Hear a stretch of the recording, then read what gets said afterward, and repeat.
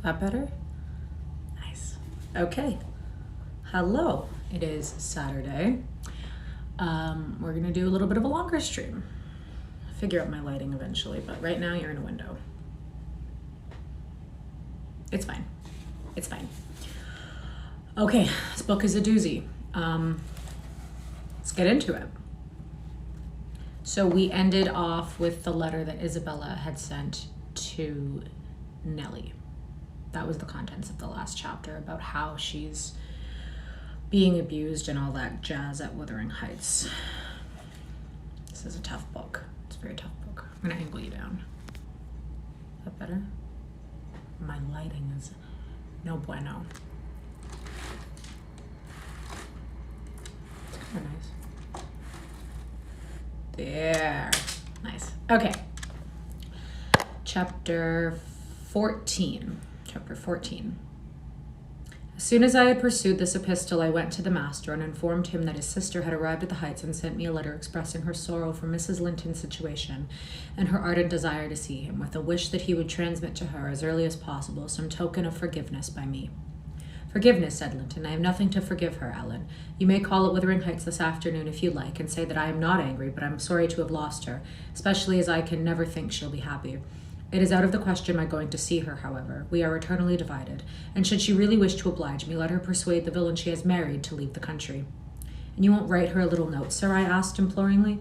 No, he answered, it is needless. My communication with Heathcliff's family shall be as sparing as his with mine. It shall not exist. Mr. Edgar's coldness depressed me exceedingly, and all the way from the Grange I puzzled my brains how to put some heart into what he said when I repeated it, and how to soften his refusal of even a few lines to console Isabella. I dare say she had been on the watch for me since morning. I saw her looking through the lattice as I came up the garden causeway, and I nodded to her, but she drew back, as if afraid of being observed. I entered without knocking. There was never such a dreary, dismal scene as the formerly cheerful house presented. I must confess that if I had been in the young lady's place, I would, at least, have swept the hearth and wiped the tables with a duster. But she already partook of the pervading spirit of neglect which encompassed her. Her pretty face was wan and listless, her hair uncurled, some locks hanging lankly down, and some carelessly twisted round her head. Probably she had not touched her dress since yester evening. Hindley was not there. Mr. Heathcliff sat at a table, turning over some papers in his pocket-book, but he rose when I appeared, and asked how I did, quite frankly, and offered me a chair. He was the only thing there that seemed decent, and I thought he never looked better. So much had circumstances altered their positions that he would certainly have struck a stranger as a born and bred gentleman, and his wife as a thorough little slattern. She came forward eagerly to greet me and held out one hand to take the expected letter. I shook my head. She wouldn't understand the hint, but followed me to a sideboard where I went to lay my bonnet and importuned me in a whisper to give her directly what I had brought. Heathcliff guessed the meaning of her maneuvers and said, If you have got anything for Isabella, as you no doubt have, Nellie, give it to her. You needn't make a secret of it. We have no secrets between us. Oh, I have nothing, I replied, thinking it best to speak the truth at once. My master bid me tell his sister that she must not expect either a letter or a visit from him at present. He sends his love, ma'am, and his wishes for your happiness, and his pardon for the grief you have occasioned, but he thinks that after this time his household and the household here should drop intercommunication, as nothing could come of keeping it up. Miss Heathcliff's lip quivered slightly, and she returned to her seat in the window. Her husband took his stand on the hearthstone near me and began to put questions concerning Catherine. I told him as much as I thought proper of her illness, and he extorted from me by cross-examination most of the facts connected with its origin. I blamed her, as she deserved, for bringing it all on herself, and ended by hoping that he would follow Mr. Linton's example and avoid future interference with his family for good or evil. Mrs. Linton is just now recovering, I said. She'll never be like she was, but her life is spared. And if you really have a regard for her, you'll shun crossing her way again. Nay, you'll move out of this country entirely, and that you may not regret it, I'll inform you Catherine Linton is as different now from your old friend Catherine Earnshaw as that young lady is different from me. Her appearance has changed greatly, and her character much more so, and the person who is compelled of necessity to be her companion will only sustain his affection hereafter by the remembrance of what she once was, by common humanity and a sense of duty.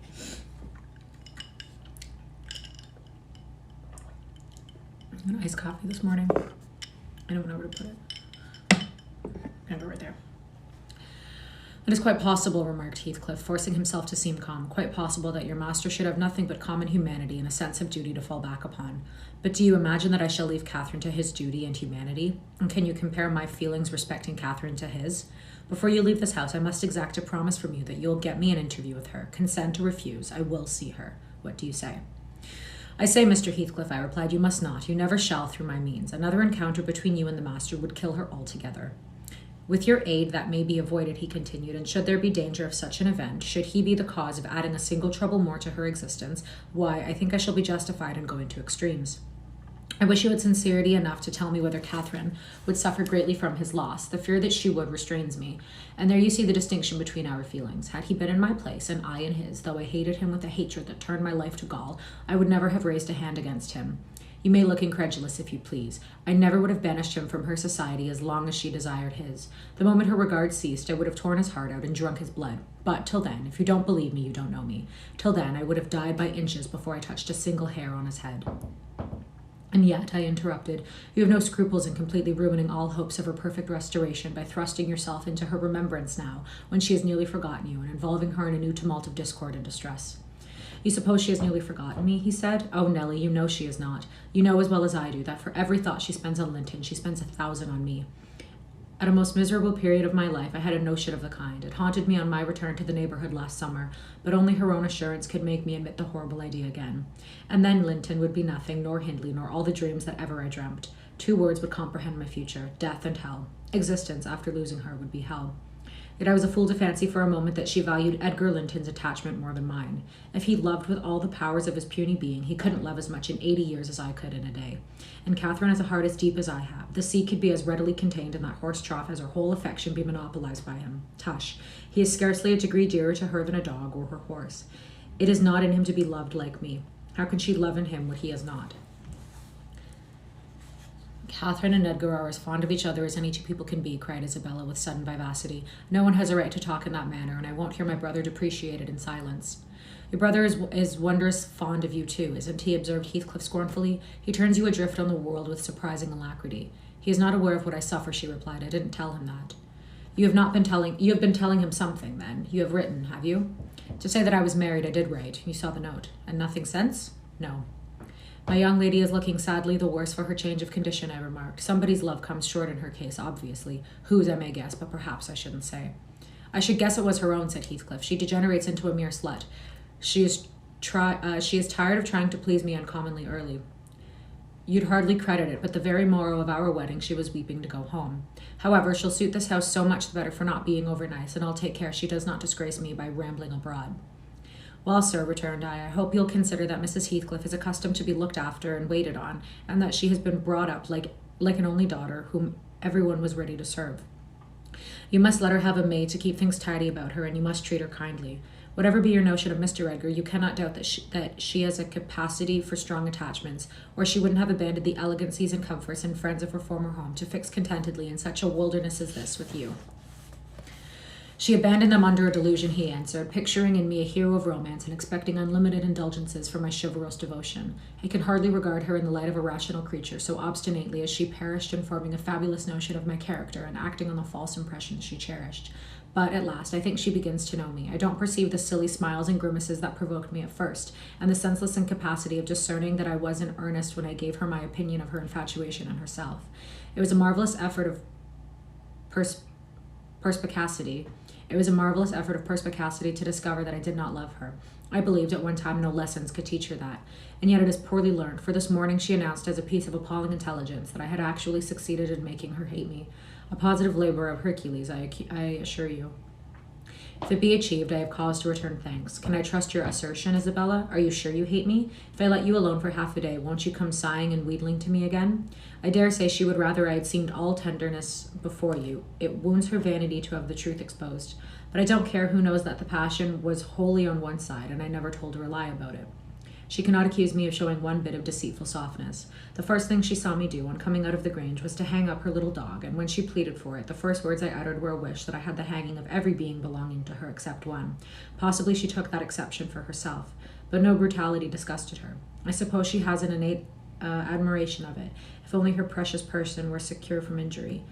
Now is it not the depth of absurdity, of genuine idiocy, for that pitiful, slavish, mean-minded branch to dream that I could love her? Tell your master, Nellie, that I never in all my life met with such an abject thing as this. She even disgraces the name of Linton, and I've sometimes relented from pure lack of invention in my experiments on what she could endure, and still crept shamefully cringing back. But tell him also to set his fraternal and magisterial heart at ease, that I keep strictly within the limits of the law. I have avoided, up to this period, giving her the slightest right to claim a separation, and, what's more, she'd thank nobody for dividing us. If she desired to go, she might. The nuisance of her presence outweighs the gratification to be derived from tormenting her. He is horrible. He's horrible. I don't know why he's doing this. I don't know what he gets out of it. He doesn't get fucking anything out of it. I mean, fuck, he's the one that ran away when he heard that Catherine was in love with him. For 3 years. And now he's doing all this bullshit. He hung her fucking dog.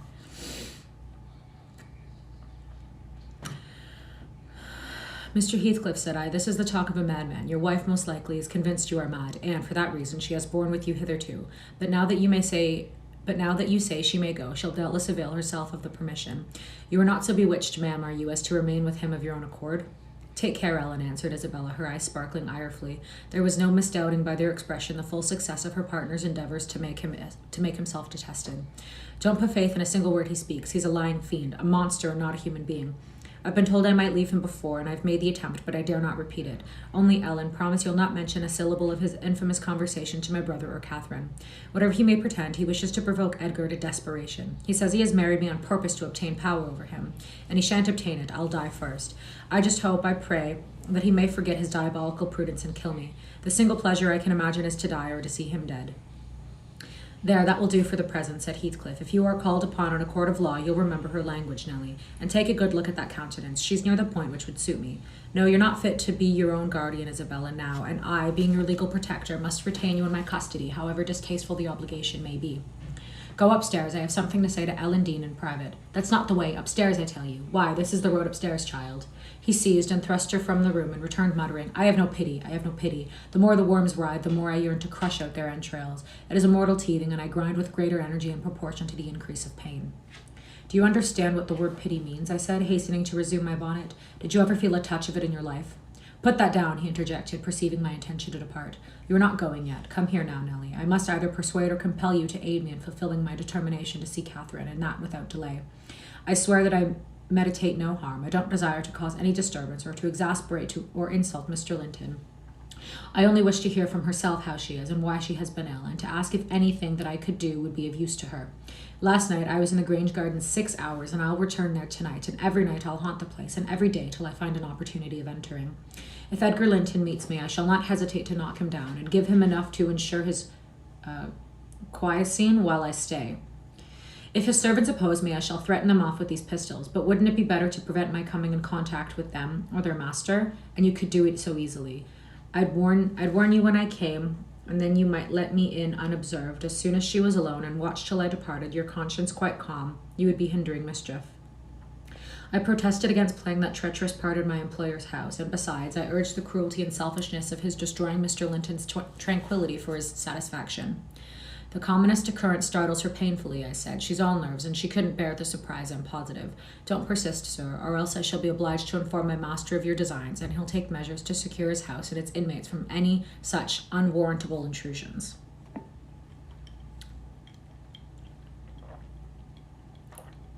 This coffee has my collagen in it, so I'm going to be drinking it a lot, because I didn't get it in this morning. Okay, here we go. In that case, I'll take measures to secure you, woman, exclaimed Heathcliff. You shall not leave Wuthering Heights till tomorrow morning. It is a foolish story to assert that Catherine could not bear to see me, and as to surprising her, I don't desire it. You must prepare her. Ask her if I may come. You say she never mentions my name, and that I am never mentioned to her. To whom should she mention me if I am a forbidden topic in the house? She thinks you are all spies for her husband. Oh, I've no doubt she's in hell among you. I guess by her silence as much as anything what she feels. You say she is often restless and anxious looking. Is that a proof of tranquility? You talk of her mind being unsettled. How the devil could it be otherwise in her frightful isolation? And that insipid, paltry creature attending her from duty and humanity, from pity and charity. He might as well plant an oak in the flower pot and expect it to thrive, as imagine he can restore her to her vigor in the soil of his shallow cares. Let us settle it at once. Will you stay here, and am I to fight my way to Catherine over Linton and his footman? Or will you be my friend, as you have been hitherto, and do what I request? Decide, because there is no reason for my lingering another minute if you persist in your stubborn ill nature. Well, Mr. Lockwood, I argued and complained and flatly refused him 50 times, but in the long run he forced me to an agreement. I engaged to carry a letter from him to my mistress, and, should she consent, I promised to let him have intelligence of Linton's next absence from home, when he might come and get in as he was able. I wouldn't be there, and my fellow servants should be equally out of the way. Was it right or wrong? I fear it was wrong, though expedient. I thought I prevented another explosion by my compliance, and I thought, too, it might create a favorable crisis in Catherine's mental illness. And then I remembered Mr. Edgar's stern rebuke of my carrying tales, and I tried to smooth away all disquietude on the subject by affirming with frequent iteration that betrayal of trust, if it merited so harsh an appellation, should be the last. Notwithstanding, my journey homeward was sadder than my journey thither, and many misgivings I had ere I could prevail on myself to put the missive into Mrs. Linton's hand. But here is Kenneth. I'll go down and tell him how much better you are. My history is dree, as we say, and will serve to while away another morning. Dree and dreary. I reflected as the good woman descended to receive the doctor, and not exactly of the kind which I should have chosen to amuse me. But never mind. I'll extract wholesome medicines from Mrs. Dean's bitter herbs, and firstly, let me beware of that fascination that lurks in Catherine and Heathcliff's brilliant eyes. I should be in a curious taking if I surrendered my heart to that young person, and the daughter turned out a second edition of the mother. Okay. Chapter 15. Another week over, and I am so many days nearer health and spring. I have now heard all my neighbors' history at different sittings, as the housekeeper could spare time from more important occupations. I'll continue it in her own words, only a little condensed. She is, on the whole, a very fair narrator, and I don't think I could improve her style. Excuse me. In the evening, she said, the evening of my visit to the Heights, I knew, as well as if I saw him, that Mr. Heathcliff was about his place, and I shunned going out because I still carried his letter in my pocket and didn't want to be threatened or teased any more. I had made up my mind not to give it till my master went somewhere, as I could not guess how its receipt would affect Catherine. The consequence was that it did not reach her before the lapse of 3 days. The 4th was Sunday, and I brought it into her room after the family were gone to church.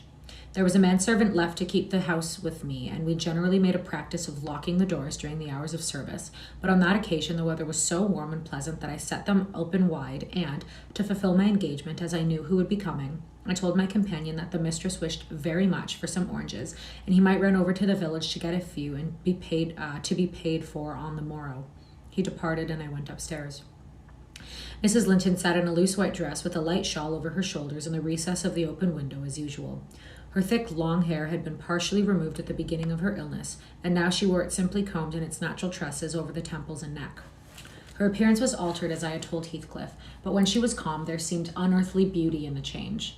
The flash of her eyes had been succeeded by a dreary and melancholy softness. They no longer gave the impression of looking at the objects around her. They appeared always to gaze beyond, and far beyond, you would have said, out of this world. Then the paleness of her face, its haggard aspect having vanished as she recovered flesh, and the peculiar expression arising from her mental state, though painfully suggestive of their causes, added to the touching interest which she awakened, and, invariably to me, I know, and to any person who saw her, I should think, refuted more tangible proofs of convalescence, and stamped her as one doomed to decay. A book lay spread on the sill before her, and the scarcely perceptible wind fluttered its leaves at intervals.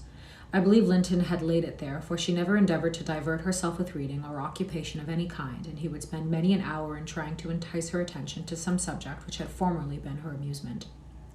She was conscious of his aim, and in her better moods endured his efforts placidly, only showing their uselessness by now and then suppressing a wearied sigh, and checking him at last with the saddest of smiles and kisses. At other times she would turn petulantly away and hide her face in her hands, or even push him off angrily, and then he took care to let her alone, for he was certain of doing no good. Gimmerton chapel bells were still ringing, and the full, mellow flow of the beck in the valley came soothingly on the ear. It was a sweet substitute for the yet absent murmur of the summer foliage, which drowned that music about the grange when the trees were in leaf. At Wuthering Heights it always sounded on quiet days following a great thaw or a season of steady rain. And at Wuthering Heights, Catherine was thinking as she listened, that is, if she thought or listened at all, but she had the vague, distant look I mentioned before, which expressed no recognition of material things, either by ear or eye. There's a letter for you, Mrs. Linton, I said, gently inserting it in one hand that rested on her knee. You must read it immediately, because it wants an answer. Shall I break the seal? Yes, she answered without altering the direction of her eyes. I opened it. It was very short. Now, I continued, read it. She drew away her hand and let it fall. I replaced it in her lap and stood waiting till it should please her to glance down, but that moment was so long delayed that at last I resumed. Must I read it, ma'am? It's from Mr. Heathcliff. There was a start and a troubled gleam of recollection and a struggle to arrange her ideas. She lifted the letter and seemed to peruse it. She lifted the letter and seemed to peruse it, and when she came to the signature, she sighed. Yet still I found she had not gathered its import, for, upon my desiring to hear her reply, she merely pointed to the name and gazed at me with mournful and questioning eagerness.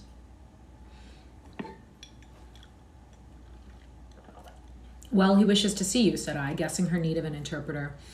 He's in the garden by this time, and impatient to know what answer I shall bring.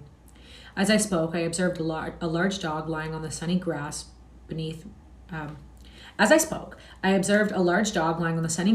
grass beneath, raise its ears as if about to bark, and then smoothing them back, announce, by a wag of the tail, that someone approached whom it did not consider a stranger. Mrs. Linton bent forward and listened breathlessly. The minute after a step traversed the hall, the open door was too tempting for Heathcliff to resist walking in. Most likely he supposed that I was inclined to shirk my promise, and so resolved to trust to his own audacity. With straining eagerness, Catherine gazed towards the entrance of her chamber. He did not hit the right room directly. She motioned me to admit him, but he found out ere I could reach the door, and in a stride or two was at her side and had her grasped in his arms.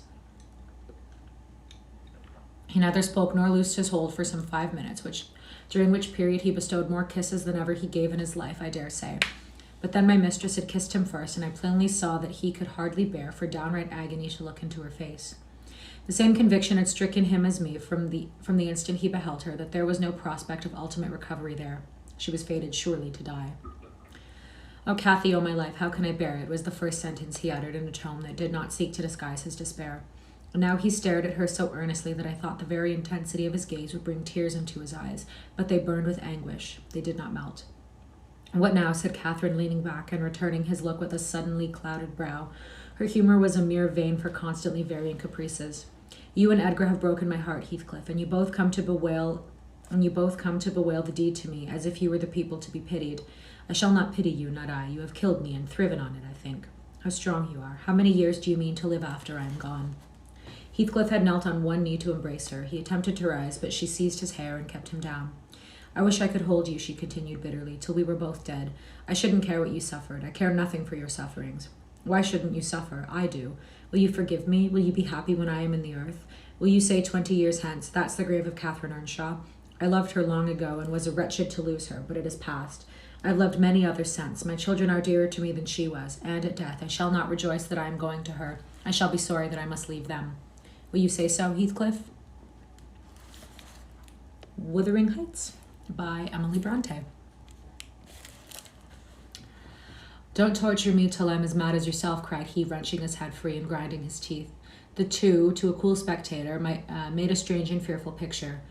Well might Catherine deem that heaven would be a land of exile to her, unless with her mortal body she cast away her mortal character also.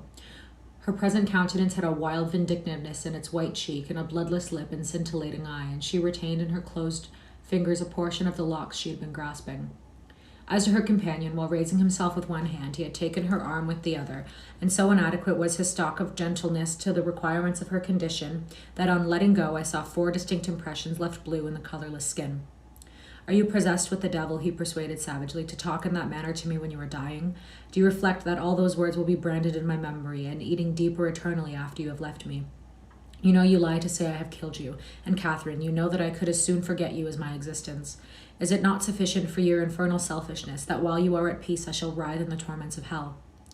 "I shall not be at peace," moaned Catherine, recalling to a sense of physical weakness by the violent, unequal throbbing of her heart, which beat visibly and audibly under this excess of agitation. She said nothing further till the paroxysm was over, then she continued more kindly. "I'm not wishing you greater torment than I have, Heathcliff. I only wish us never to be parted, and should a word of mine distress you hereafter, I think I feel the same distress underground, and for my own sake forgive me. Come here and kneel down again. You never harmed me in your life. Nay, if you nurse anger, that will be worse to remember than my harsh words. Won't you come here again? Do." has the experience till now of reading the book. It's heavy. It's very heavy. It's sad. It's heartbreaking. It's also frustrating. Those are my thoughts so far on the book. Heathcliff went to the back of her chair and leaned over, but not so far as to let her see his face, which was livid with emotion. She bent round to look at him. He would not permit it. Turning abruptly, he walked to the fireplace, where he stood, silent, with his back towards us. Mrs. Linton's gaze followed him suspiciously. Every movement woke a new sentiment in her. After a pause and a prolonged gaze, she resumed, addressing me in accents of indignant disappointment. Oh, you see, Nellie, he would not relent a moment to keep me out of the grave. That is how I'm loved. Well, never mind. That is not my Heathcliff. I shall love mine yet, and take him with me. He's in my soul. And, she added musingly, the thing that irks me most is this shattered prison after all. I'm tired of being enclosed here. I'm wearying to escape into that glorious world and to be always there, not seeing it dimly through tears and yearning for it through the walls of an aching heart, but really with it and in it. Nellie, you think you are better and more fortunate than I, in full health and strength. You are sorry for me. Very soon that will be altered. I shall be sorry for you. I shall be incomparably beyond and above you all. I wonder he won't be near me, she went on to herself. I thought he wished it. Heathcliff, dear, you should not be sullen now. Do come to me, Heathcliff. In her eagerness, she rose and supported herself on the arm of the chair. At that earnest appeal, he turned to her, looking absolutely desperate. His eyes, wide and wet, at last flashed fiercely on her. His breast heaved convulsively. An instant they held asunder, and then how they met I hardly saw, but Catherine made a spring, and he caught her, and they were locked in an embrace from which I thought my mistress would never be released alive. In fact, to my eyes, she seemed directly insensible. He flung himself into the nearest seat, and on my approaching hurriedly to ascertain if she had fainted, he gnashed at me and foamed like a mad dog, and gathered her to him with greedy jealousy. I did not feel as if I were in the company of a creature of my own species. It appeared that he would not understand, though I spoke to him, so I stood off and held my tongue in great perplexity. A movement of Catherine's relieved me a little presently. She put her hand to clasp his neck and bring... A movement of Catherine's relieved me a little presently. She put up her hand to clasp his neck and bring her cheek to his as he held her, while he, in return, covering her with frantic caresses, said wildly, You teach me now how cruel you've been, cruel and false. Why did you despise me? Why did you betray your own heart, Cathy? I have not one word of comfort. You deserve this. You have killed yourself. Yes, you may kiss me and cry and wring out my kisses and tears. They'll blight you. They'll damn you. You love me, then what right had you to leave me? What right, answer me, for the poor fancy you felt for Linton? Because misery and degradation and death and nothing that God or Satan could inflict would have parted us. You, of your own will, did it. I have not broken your heart. You have broken it, and in breaking it, you have broken mine. So much the worse for me that I am strong. Do I want to live? What kind of living will it be when you, oh God, would you like to live with your soul in the grave?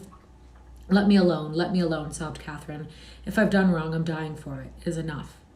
You left me too, but I won't upbraid you. I forgive you. Forgive me. It is hard to forgive and to look at those eyes and feel those wasted hands, he answered. Kiss me again and don't let me see your eyes.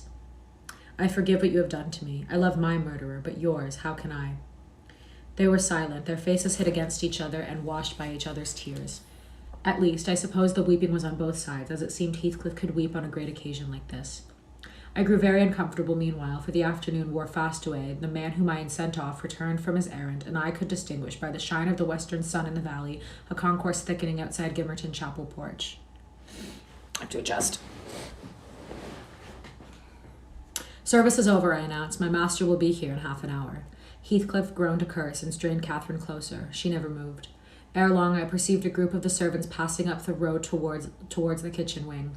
Mr. Linton was not far behind. He opened the gate himself and sauntered slowly up, probably enjoying the lovely afternoon that breathed as soft as summer.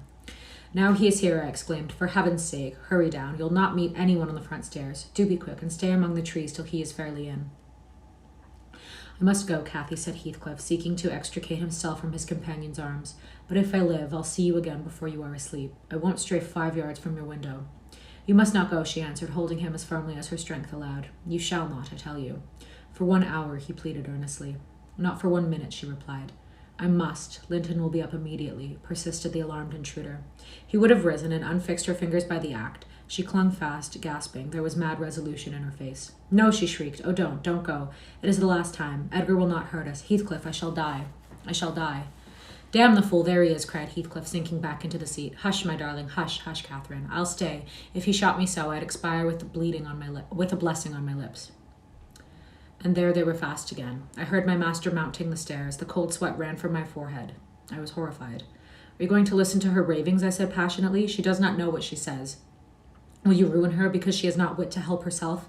Get up. You could be free instantly. That is the most diabolical deed that you ever did. We are all done for, master, mistress, and servant. I wrung my hands and cried out, and Mr. Linton hastened his step at the noise. In the midst of my agitation, I was sincerely glad to observe that Catherine's arms had fallen relaxed and her head hung down. She's fainted or dead, I thought. So much the better. Far better that she should be dead than lingering a burden and a misery maker to all about her. Edgar sprang to his unbidden guest, blanched with astonishment and rage. What he meant to do I cannot tell. However, the other stopped all demonstrations at once by placing the lifeless-looking form in his arms. Look there, he said, unless you be a fiend, help her first. Then you shall speak to me. He walked into the parlor and sat down. Mr. Linton summoned me, and with great difficulty, and after resorting to many means, we managed to restore her to sensation. But she was all bewildered. She sighed and moaned and knew nobody. Edgar, in his anxiety for her, forgot her hated friend. I did not. I went at the earliest opportunity and besought him to depart, affirming that Catherine was better and he should hear from me in the morning how she passed the night. I shall not refuse to go out of doors, he answered, but I shall stay in the garden. And Nellie, mind you keep your word tomorrow. I shall be under those large trees. Mind, or I pay another visit, whether Linton be in or not. He sent a rapid glance through the half-open door to the chamber, and ascertaining that what I stated was apparently true, delivered the house of his luckless presence. That was hard. Okay. Is that chapter 15? So this is chapter 16. Not only are we reading classics, we're learning Roman numerals. Chapter, 16. I don't know how much more I can take. I don't know how much more of this I can take. About 12 o'clock that night was born the Catherine you saw at Wuthering Heights, a puny 7 months child, and 2 hours after the mother died, having never recovered sufficient consciousness to miss Heathcliff or know Edgar. The latter's distraction at his bereavement is a subject too painful to be dwelt on. Its after effects showed how deep the sorrow sunk. A great addition in my eyes was his being left without an heir. About 12 o'clock that night was born the Catherine you saw at Wuthering Heights, puny 7 months child, and 2 hours after the mother died, having never recovered sufficient consciousness to miss Heathcliff or know Edgar.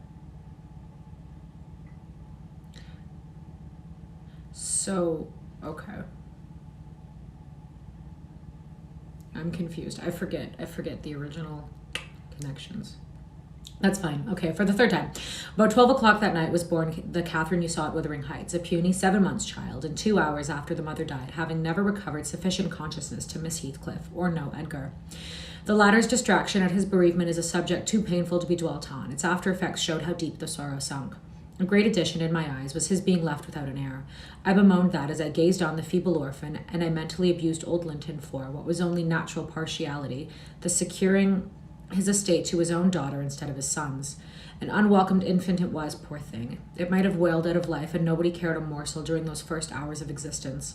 We redeemed the neglect afterwards, but its beginning was as friendless as its end is likely to be. Next morning, bright and cheerful out of doors, Stoll softened in through the blinds of the silent room and suffused the couch and its occupant with a mellow, tender glow. Edgar Linton had his head laid on the pillow and his eyes shut. His young and fair features were almost as deathlike as those of the form beside him, and almost as fixed, but his was the hush of exhausted anguish and hers of perfect peace. Excuse me. Her brow smooth, her lids closed, her lips wearing the expression of a smile. No angel in heaven could be more beautiful than she appeared. And I partook of the infinite calm in which she lay. My mind was never in a holier frame than while I gazed on that untroubled image of the divine rest. I instinctively echoed the words she had uttered a few hours before. Incomparably beyond and above us all, whether still on earth or now in heaven, her spirit is at home with God. I don't know if it be a peculiarity in me, but I am seldom otherwise than happy while watching in the chamber of death, should no frenzied or despairing mourner share the duty with me. I see a repose that neither earth nor hell can break, and I feel an assurance of the endless and shadowless hereafter, the eternity they have entered, where life is boundless in its duration, and love in its sympathy, and joy in its fullness. I noticed on that occasion how much selfishness there is even in a love like Mr. Linton's, when he so regretted Catherine's blessed release. To be sure, one might have doubted, after the wayward and impatient existence she had led, whether she merited a haven of peace at last. One might doubt in seasons of cold reflection, but not then in the presence of her corpse. It asserted its own tranquillity, which seemed a pledge of equal quiet to its former inhabitant. Do you believe such people are happy in their own world, sir? I give a great deal to know. I declined answering Mrs. Dean's question, which struck me as something heterodox. She proceeded, retracting the course of Catherine Linton, I fear we have no right to think she is, but we'll leave her with her Maker. The master looked asleep, and I ventured soon after sunrise to quit the room and steal out to the pure, refreshing air. The servants thought me gone to shake off the drowsiness of my protracted watch. In reality, my chief motive was seeing Mr. Heathcliff. If he had remained among the larches all night, he would have heard nothing of the stir at the Grange, unless perhaps he might catch the gallop of the messenger going to Gimmerton. If he had come nearer, he would probably be aware from the lights flitting to and fro that the opening and shutting of the outer doors, that all was not right within. I wished, yet feared, to find him. I felt the terrible news must be told, and I longed to get it over, and how to do it I did not know. He was there, at least a few yards further in the park, leant against an old ash tree, his hat off, and his hair soaked with the dew that had gathered on the budded branches and fell pattering round him. He had been standing a long time in that position, for I saw a pair of osels passing and repassing scarcely 3 feet from him, busy in building their nest, and regarding his proximity no more than that of a piece of timber. They flew off at my approach, and he raised his eyes and spoke. "She's dead," he said. I've not waited for you to learn that. Put your handkerchief away. Don't snivel before me. Damn you all, she wants none of your tears." I was weeping as much for him as her. We do sometimes pity creatures that have none of the feeling either for themselves or others. When I first looked into his face, I perceived that he had got the intelligence of the catastrophe, and a foolish notion struck me that his heart was quelled and he prayed, because his lips moved and his gaze was bent on the ground. "Yes, she's dead," I answered, checking my sobs and drying my cheeks. "Gone to heaven, I hope, where we may, everyone, join her if we take due warning and leave our evil ways to follow good." "Did she take due warning, then?" asked Heathcliff, attempting a sneer. "Did she die like a saint? Come, give me a true history of the event. How did—" He endeavored to pronounce the name, but could not manage it, and compressing his mouth, he held a silent combat with his inward agony, defying, meanwhile, my sympathy with an unflinching, ferocious stare. "How did she die?" he resumed at last, fain, notwithstanding his hardihood, to have a support behind him, for, after the struggle, he trembled, in spite of himself, to his very finger ends. Poor wretch, I thought, you have a heart and nerves the same as your brother men. Why should you be anxious to conceal them? Your pride cannot blind God. You tempt him to wring them till he forces a cry of humiliation." Quietly as a lamb, I answered aloud. She drew a sigh and stretched herself like a child reviving and sinking again to sleep, and 5 minutes after I felt one little pulse at her heart and nothing more. "And did she ever mention me?" he asked, hesitating, as if he dreaded the answer to his question. "And did she ever mention me?" he asked, hesitating, as if he dreaded the answer to his question would introduce details that he could not bear to hear. "Her senses never returned. She recognized nobody from the time you left her," I said. "She lies with a sweet smile on her face, and her latest ideas wandered back to pleasant early days. Her life closed in a gentle dream, and she may wake as kindly in the other world." "May she wake in torment," he cried with a frightful vehemence, stamping his foot and groaning in a sudden paroxysm of ungovernable passion. "Why, she's a liar to the end. Where is she? Not there, not in heaven, not perished. Where? Oh, you said you cared nothing for my sufferings. And I pray one prayer. I repeat it till my tongue stiffens. Catherine Earnshaw, may you not rest as long as I am living. You said that I killed you. Haunt me then. The murdered do haunt their murderers, I believe. I know that ghosts have wandered on earth. Be with me always. Take any form. Drive me mad. Only do not leave me in this abyss where I cannot find you. Oh God, it is unutterable. I cannot live without my life. I cannot live without my soul." He dashed his head against the knotted trunk, and lifting up his eyes, howled not like a man, but like a savage beast being goaded to death with knives and spears.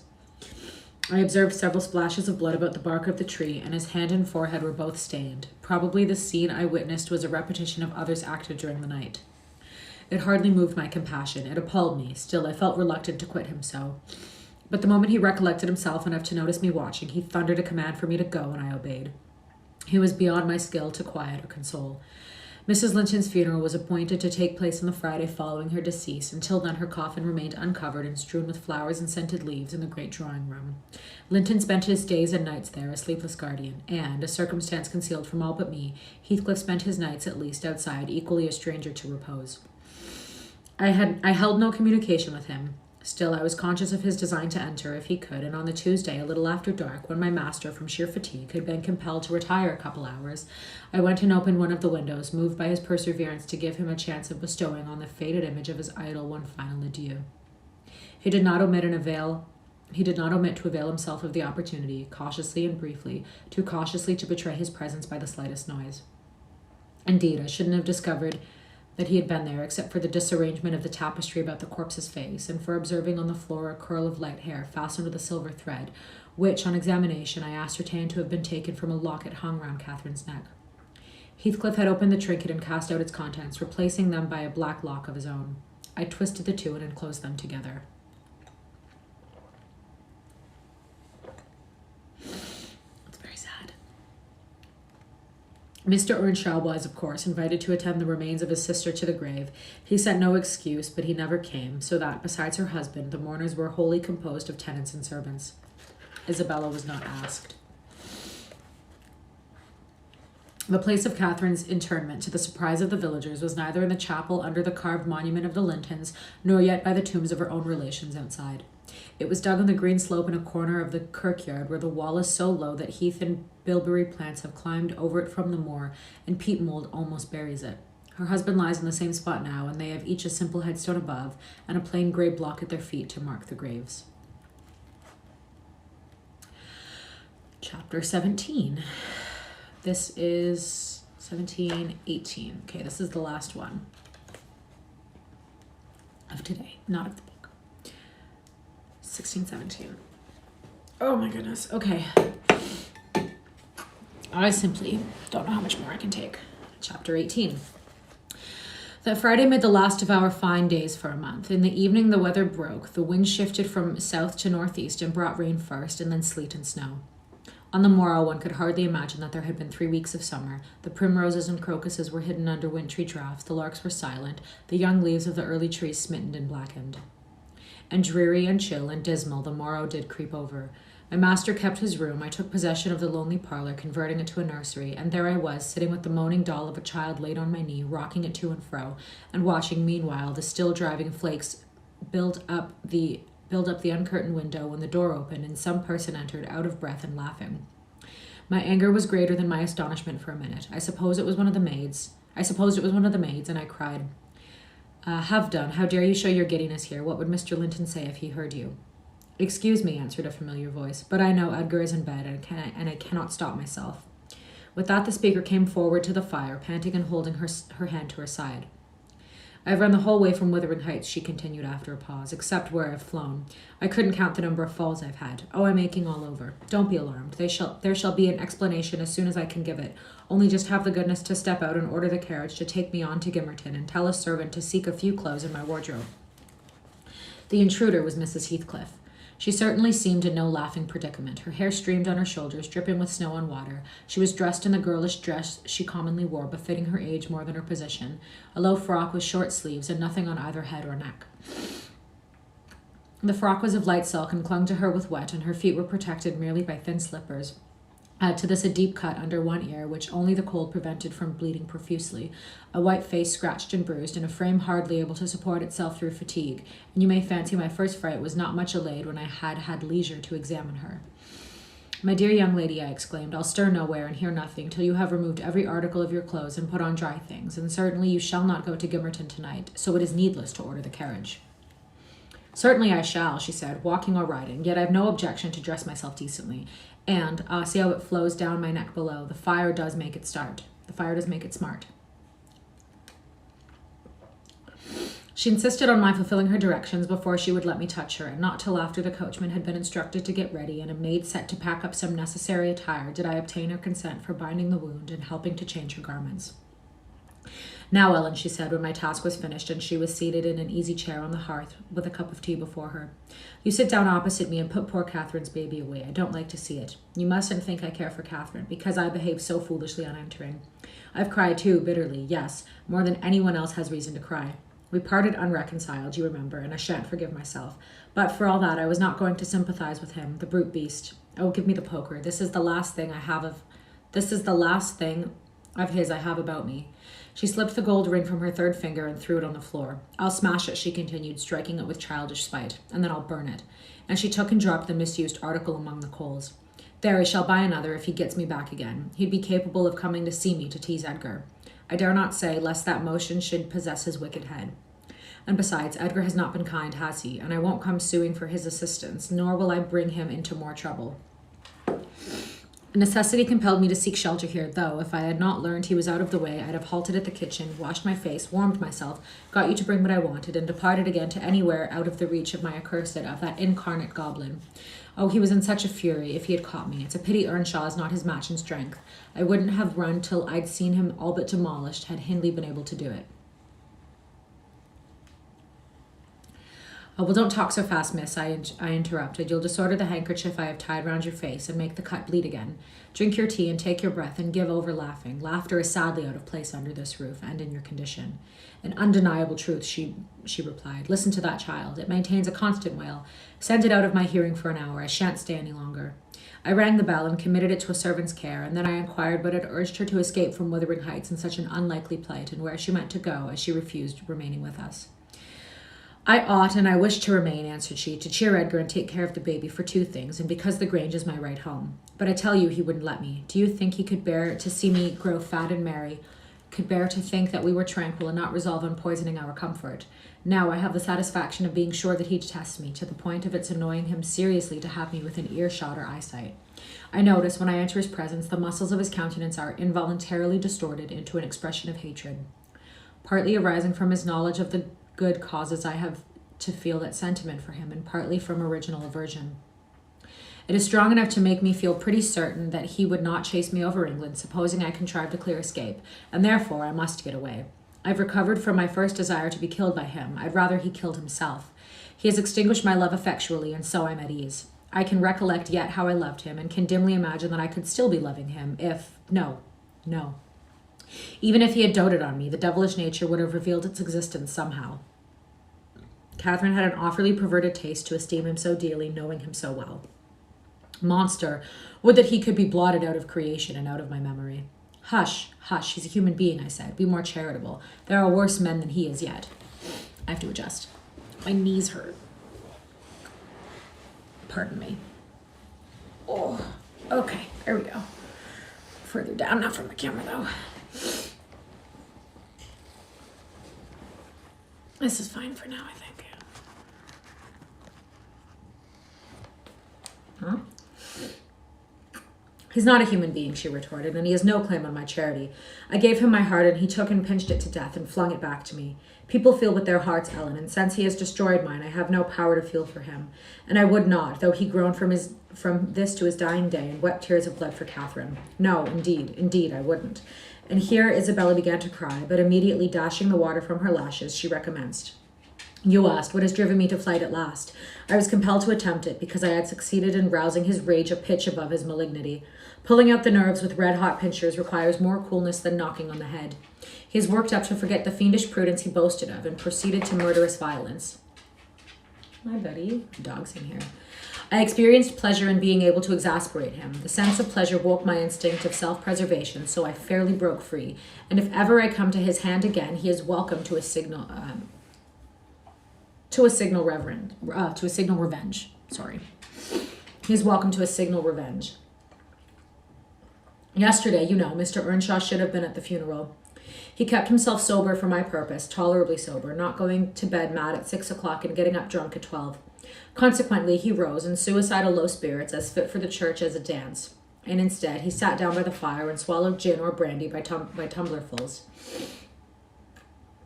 Heathcliff, I shudder to name him, has been a stranger in the house from last Sunday till today. Whether the angels have fed him or his kin beneath. Heathcliff, I shudder to name him, has been a stranger in the house from last Sunday till today.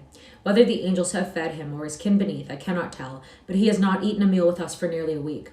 He has just come home at dawn and gone upstairs to his chamber, locking himself in, as if anybody dreamt of coveting his company. There he has continued, praying like a Methodist. Only the deity he implored is senseless dust and ashes, and God, when addressed, was curiously confounded with his own black father. After concluding these precious orisons, and they lasted generally till he grew hoarse and his voice was strangled in his throat. Hey, it's okay.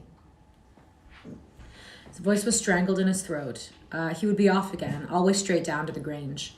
I wonder Edgar did not send for a constable and give him into custody. For me, grieved as I was about Catherine, it was impossible to avoid regarding this season of deliverance from degrading oppression as a holiday.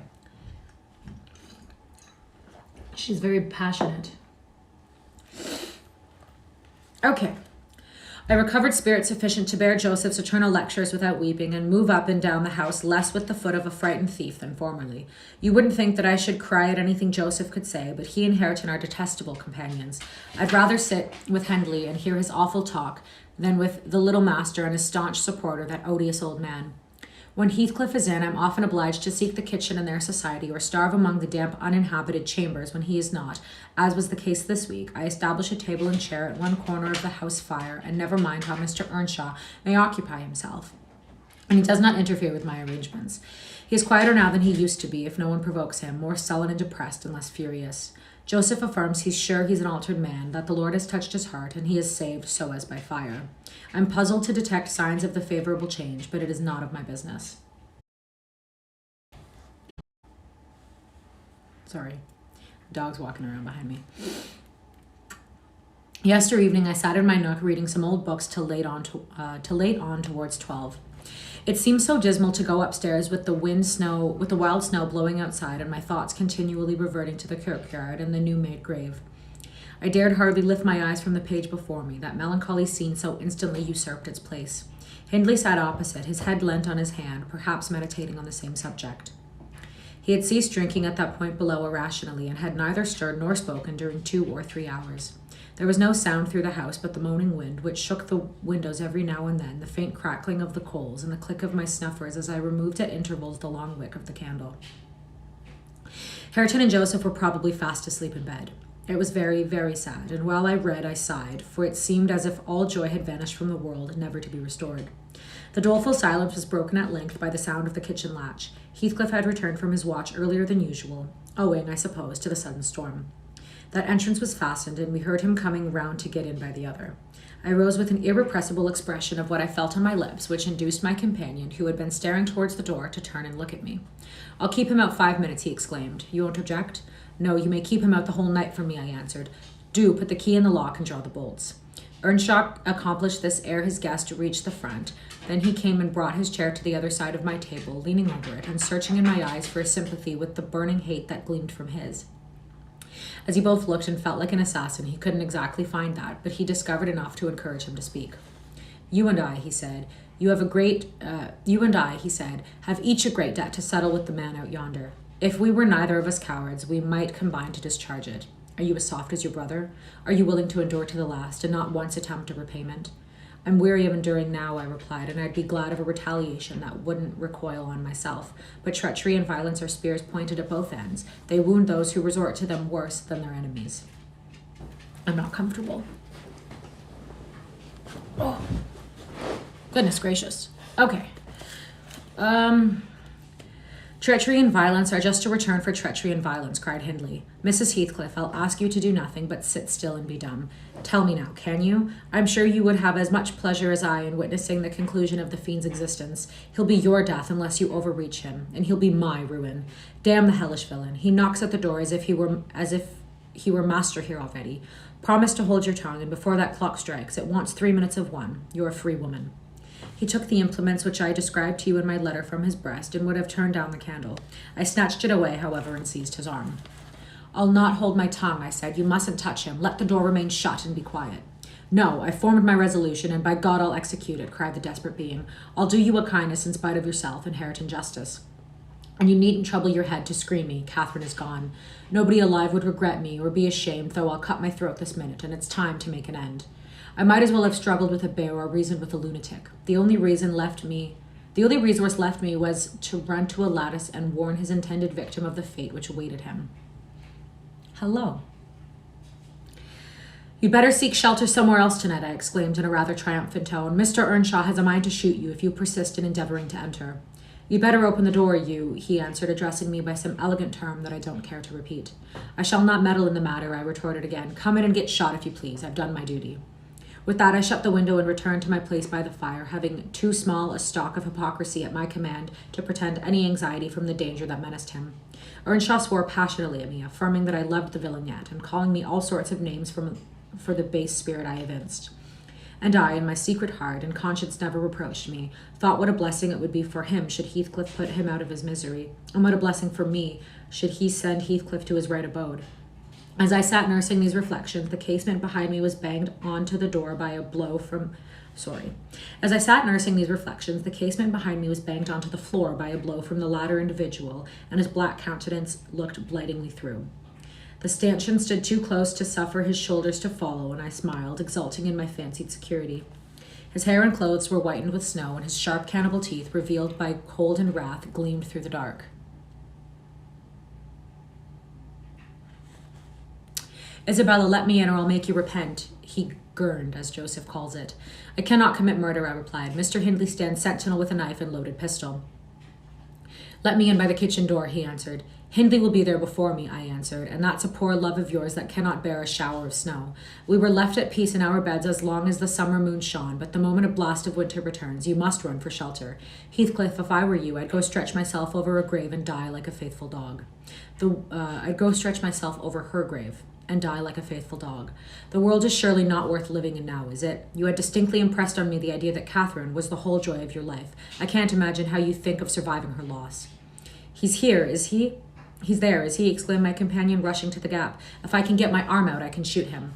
I'm afraid, Ellen, you'll set me down as really wicked, but you don't know all, so don't judge. I wouldn't have aided or abetted an attempt even on his life for anything. Wish that he were dead I must, and therefore I was fearfully disappointed and unnerved by terror for the consequences of my taunting speech when he flung himself on Earnshaw's weapon and wrenched it from his grasp. The charge exploded, and the knife, and springing back, closed into the owner's wrist. Heathcliff pulled it away by main force, slitting up the flesh as it passed on, and thrust it dripping into his pocket. He then took a stone, struck down the division between the two windows, and sprang in. His adversary had fallen senseless with excessive pain and the flow of blood that gushed from an artery or a large vein. The ruffian kicked and trampled on him and dashed his head repeatedly against the flags, holding me with one hand, meantime, to prevent me summoning Joseph. He exerted preterhuman self-denial and abstaining from finishing him completely, but getting out of breath, he finally desisted and dragging the apparently inanimate body out onto the settee. Then he tore off the sleeve of Earnshaw's coat and bound up the wound with brutal roughness, spitting and cursing during this operation as energetically as he had kicked before.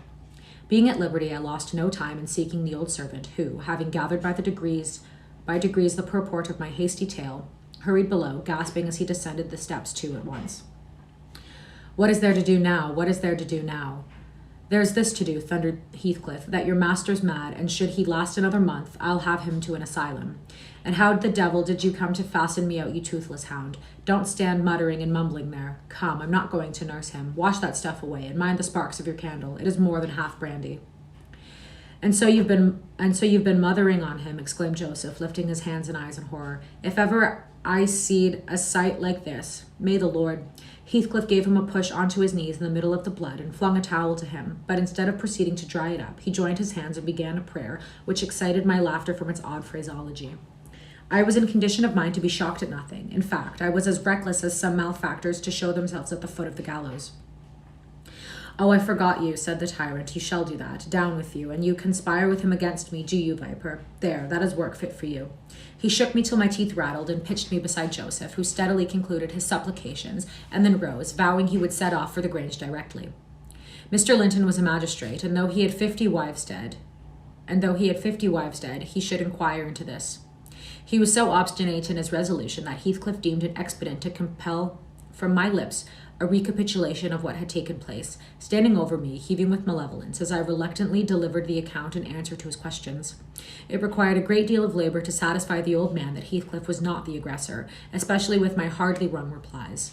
However, Mr. Earnshaw soon convinced him that he was alive still. Joseph hastened to administer a dose of spirits, and by their succor his master presently regained motion and consciousness. Heathcliff, aware that his opponent was ignorant of the treatment received while insensible, called him deliriously intoxicated, and said he should not notice his atrocious conduct further, but advised him to get to bed.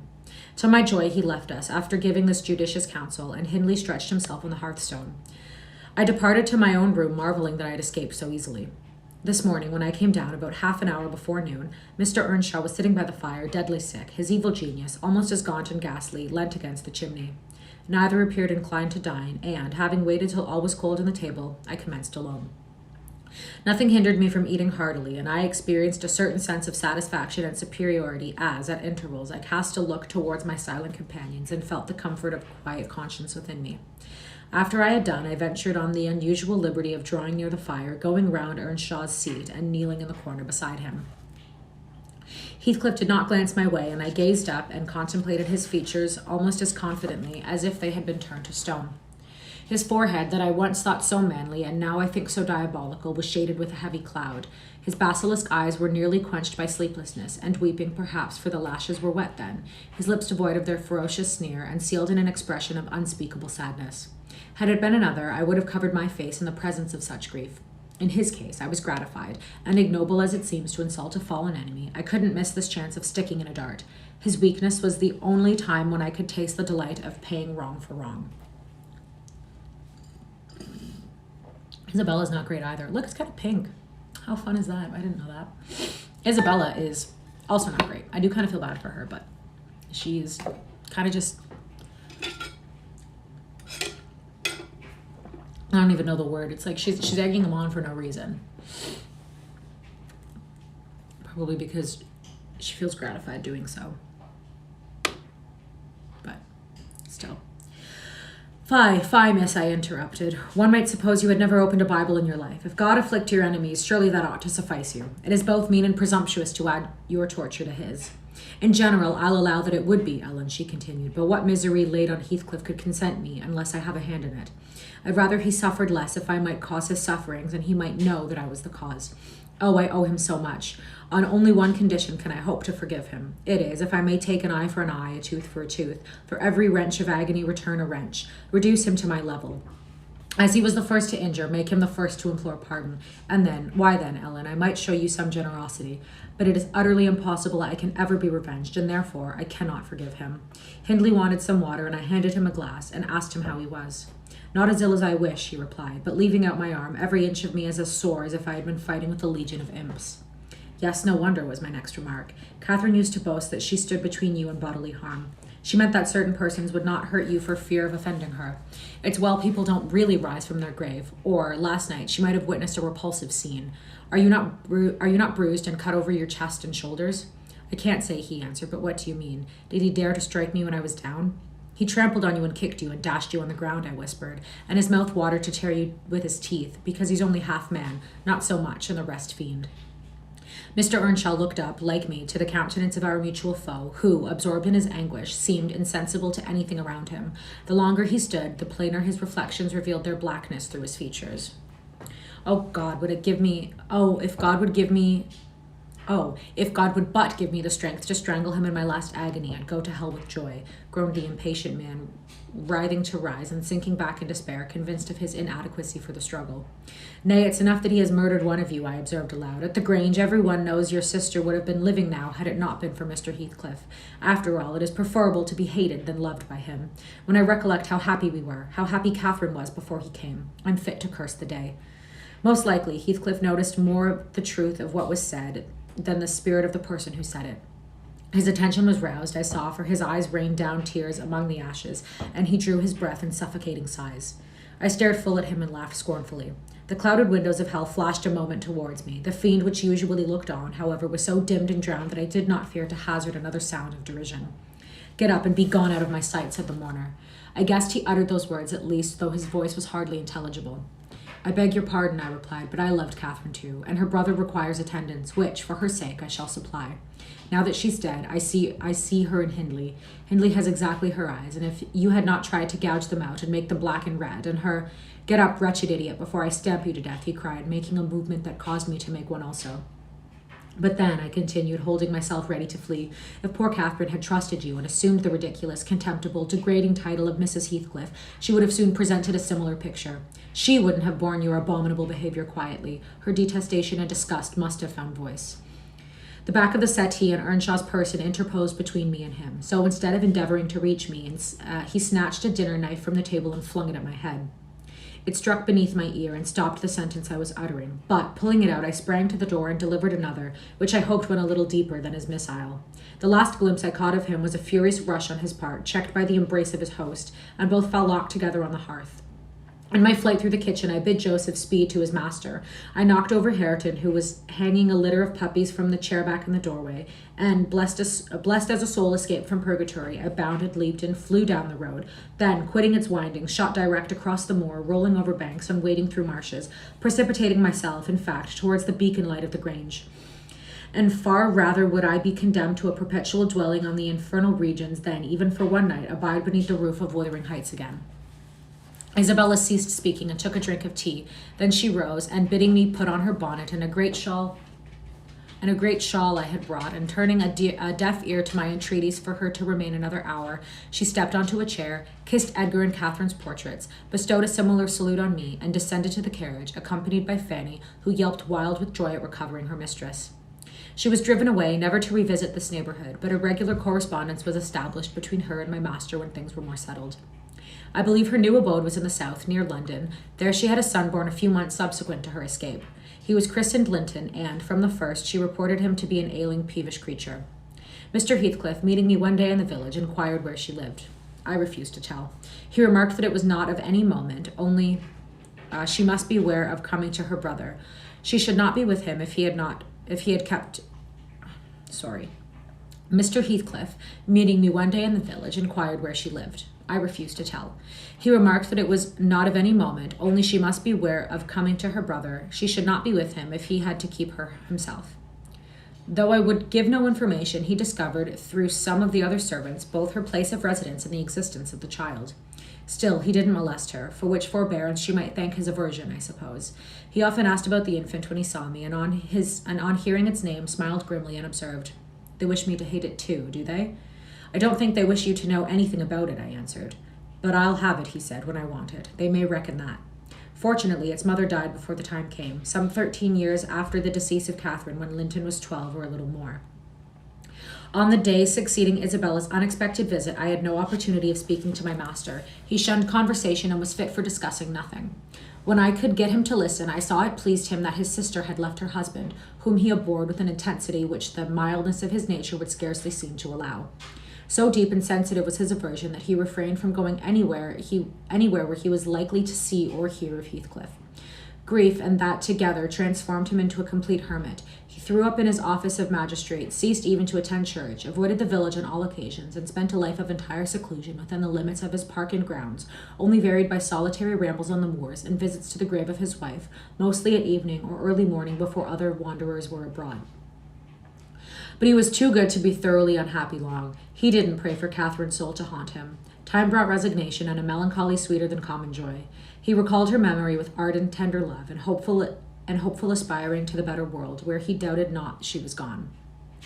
And he had earthly consolation and affections also. For a few days, I said, he seemed regardless of the puny successor to the departed. That coldness melted as fast as snow in April, and ere the tiny thing could stammer a word or totter a step, it wielded a despot's scepter in his heart. It was named Catherine, but he never called it the name in full, for he had never called the first Catherine. It was named Catherine, but he had never called it the name in full, as he had never called the first Catherine short, probably because Heathcliff had a habit of doing so. The little one was always Cathy. It formed to him a distinction from the mother, and yet a connection with her, and his attachment sprang from its relations to her far more than from its being his own. I used to draw a comparison between him and Hindley Earnshaw. I perplexed myself to explain satisfactorily why their conduct was so opposite in similar circumstances. They had both been fond husbands and were both attached to their children, and I could not see how they shouldn't have both taken the same road for good or evil. But I thought in my mind Hindley, with apparently the stronger head, had shown himself sadly the worse and the weaker man. When his ship struck, the captain abandoned his post, and the crew, instead of trying to save her, rushed to riot and confusion, leaving no hope for their luckless vessel. Linton, on the contrary, displayed the true courage of a loyal and faithful soul. He trusted God, and God comforted him. One hoped, and the other despaired. They chose their own lots, and were righteously doomed to endure them. But you'll not want to hear my moralizing, Mr. Lockwood. You'll judge, as well as I can, all these things. At least, you'll think you will, and that's the same. The end of Earnshaw was what might have been expected. It followed fast on his sisters. There were scarcely 6 months between. We, at the Grange, never got a very succinct account of his state preceding it. All that I did learn was on occasion of going to aid in the preparations for the funeral. Mr. Kenneth came to announce the event to my master. Well, Nellie, said he, riding into the yard one morning, too early not to alarm me with an instant presentiment of bad news. It's yours and my turn to go into mourning at present. Who's given us the slip now, do you think? Who? I asked in a flurry. Why, guess, he returned, dismounting and slinging his bridle on a hook by the door, and nip up the corner of your apron. I'm certain you'll need it. Not Mr. Heathcliff, surely, I exclaimed. What, would you have tears for him? Said the doctor. No, Heathcliff's a tough young fellow. He looks blooming today. I've just seen him. He's rapidly regaining flesh since he lost his better half. Who is it then, Mr. Kenneth? I repeated impatiently. Hindley, Earnshaw, your old friend Hindley, he replied, and my wicked gossip, though he's been too wild for me this long while. There, I said we should draw water, but cheer up. He died true to his character, drunk as a lord. Poor lad. I'm sorry, too. One can't help missing an old companion, though he has the worst tricks with him that ever a man imagined, and has done me many a rascally turn. He's barely 27, it seems. That's your own age. Who would have thought you were born in 1 year? I confess this blow was greater to me than the shock of Mrs. Linton's death. Ancient associations lingered round my heart. I sat down in the porch and wept as for a blood relation, desiring Mr. Kenneth to get another servant to introduce him to the master. I could not hinder myself from pondering on the question. Had he had fair play? Whatever I did, that idea would bother me. It was so tiresomely pertinacious that I resolved on requesting leave to go to Wuthering Heights and assist in the last duties to the dead. Mr. Linton was extremely reluctant to consent, but I pleaded eloquently for the friendless condition in which he lay, and I said my old master and foster brother had a claim on my services as strong as his own. Besides, I reminded him that the child Hareton was his wife's nephew, and, in the absence of nearer kin, he ought to act as its guardian, and he ought to and must inquire how the property was left, and look over the concerns of his brother-in-law. He was unfit for attending to such matters then, but he bid me speak to his lawyer, and at length permitted me to go. His lawyer had been Earnshaw's also. I called at the village and asked him to accompany me. He shook his head and advised that Heathcliff should be let alone, affirming, if the truth were known, Hareton would be found little else than a beggar. His father died in debt, he said. The whole property is mortgaged, and the sole chance for the natural heir is to allow him an opportunity of creating some interest in the creditor's heart, that he may be inclined to deal leniently towards him. When I reached the Heights, I explained that I had come to see everything carried on decently, and Joseph, who appeared in sufficient distress, expressed satisfaction at my presence. Mr. Heathcliff said he did not perceive that I was wanted, but I might stay and order the arrangements for the funeral if I chose. Correctly, he remarked, that fool's body should be buried at the crossroads without ceremony of any kind. I happened to leave him 20 minutes yesterday afternoon, and in that interval he fastened the 2 doors of the house against me, and he spent the night drinking himself to death deliberately. We broke in this morning, for we heard him sporting like a horse, and there he was, laid over the settee, flaying and scalping would not have wakened him. I sent for Kenneth, and he came, but not till the beast had changed into carrion. He was both dead and cold, and stank, and stark. I'm sure he stank, though. And stark, so you'll allow it was useless making more stir about him. The old servant confirmed the statement, but muttered, I'd rather he'd gone himself for the doctor. I should have tamed all the master better nor him, and he weren't dead when I left, not of the sort. I insisted on the funeral being respectable. Mr. Heathcliff said I might have my own way there too, only he desired me to remember that the money for the whole affair came out of his pocket. He maintained a hard, careless deportment, indicative of neither joy nor sorrow. If anything, it expressed a flinty gratification at a piece of difficult work successfully executed. You can tell I'm getting to the end of it. All my words are getting mixed up. I observed once, indeed, something like exultation in his aspect. It was just when the people were bearing the coffin from the house. He had the hypocrisy to represent a mourner, and previous to following with Hareton, he lifted the unfortunate child onto the table and muttered, with particular gusto, "Now, my bonny lad, you are mine, and we'll see if one tree won't grow as crooked as the other, with the same wind to twist it." The unsuspecting thing was pleased at his speech. He played with Heathcliff's whiskers and stroked his cheek, but I divined its meaning and observed tartly, "That boy must go back with me to Thrushcross Grange, sir. There is nothing in the world less yours than he is." "Does Linton say so?" he demanded. "Of course, he had ordered me to take him," I replied. "Well," said the scoundrel, "we'll not argue the subject now, but I have a fancy to try my hand at rearing a young one. So intimate to your master that I must supply this place of this with my own, if he attempt to remove it. I don't engage to let Hareton go undisputed, but I'll be pretty sure to make the other come. Remember to tell him." This hint was enough to bind our hands. I repeated its substance on my return, and Edgar Linton, little interested at the commencement, spoke no more of interfering. I'm not aware that he could have done it to any purpose had he been ever so willing.